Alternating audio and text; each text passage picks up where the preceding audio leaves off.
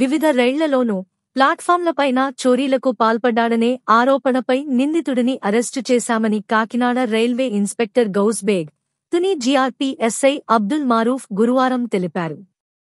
Yalamanchili, Narsipatnam, Tuni, Annavaram railway స్టేషన్లలో నమోదైన కేసుల నేపథ్యంలో దర్యాప్తు చేయగా ప్రయాణికుల నుంచి ప్రత్తిపాడు మండలం రాచపల్లికి చెందిన సేనాపతుల మనీష్ అనే వ్యక్తి బంగారు ఆభరణాలు చోరీ చేస్తున్నాడని గుర్తించారు.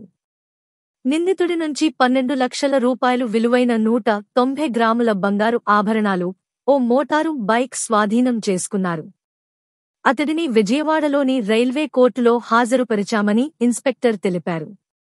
ఈ కేసుల దర్యాప్తులో చురుగ్గా వ్యవహరించిన హెడ్ కానిస్టేబుల్ పితాని శ్రీనివాసరావు, కానిస్టేబుళ్లు Ramakoti, Sivasuresh, Prasadarao, G Srinivasarao, RPF SI M Satish, ASI Govindaraju, HC రవికుమార్లను ఉన్నతాధికారులు అభినందించారు.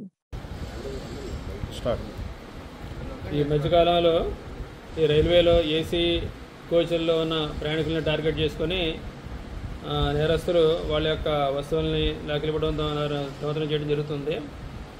ఆ విధంగా మాకు ఈ మధ్యకాలంలో మన యలమంచిలి, నర్సీపట్నం, తుని, ఈ అన్నవరం, సామలకోట వరకు కొన్ని నేరాలు రిపోర్ట్ అయినాయి.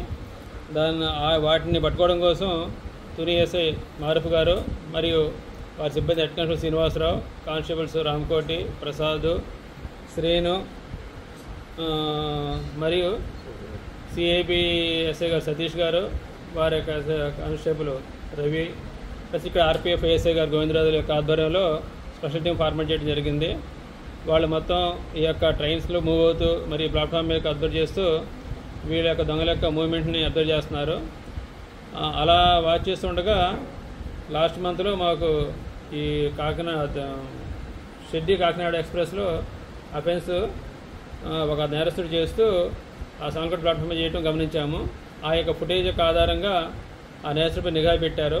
నిఘా పెట్టి అతను ఈరోజు తుని ప్లాట్ఫామ్ పై అతన్ని అరెస్ట్ చేయడం జరిగింది. అతన్ని అరెస్ట్ చేసి అతని వద్ద నుండి 190 గ్రాముల బంగారము, 4 కేసుల్లో 190 గ్రాముల బంగారము ప్లస్ ఒక బైకుని రికవరీ చేశారు. వాటి విలువ 12,10,000 ఉంటుంది.